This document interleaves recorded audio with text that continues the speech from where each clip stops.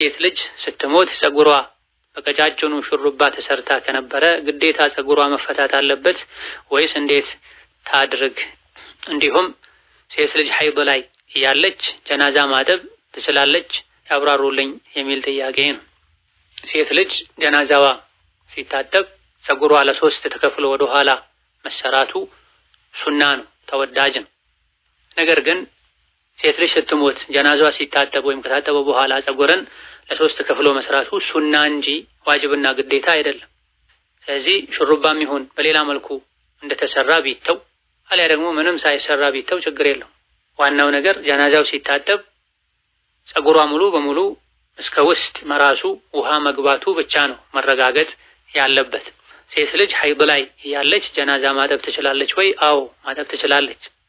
ጀናዛ ጋር የወር አበባ ደም ላይ ያለች ሴት ጀናባ ላይ ያለ ሰው መቅረብ የለበትም የሚል አቋም ያላቸው አንዳንድ ሊቃውንት አሉ።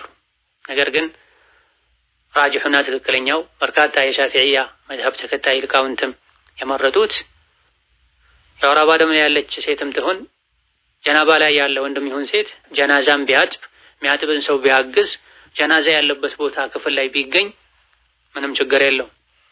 አንዳንዶች የወር አበባ ደም ላይ ያለች ሴት እነዚሁ የወሊድ ደም ያለች ሴትም ወከዛልክ ጀናባውን ያላወረደ ያልታጠበ ሰው ጀናዛ ያለበት ክፍል ባይገባ ጀናዛ አጠገብ ባይደርስ ከፍ ሲል ደግሞ ባያጥብ ይሻላል ያሉበት ሁኔታ አለ።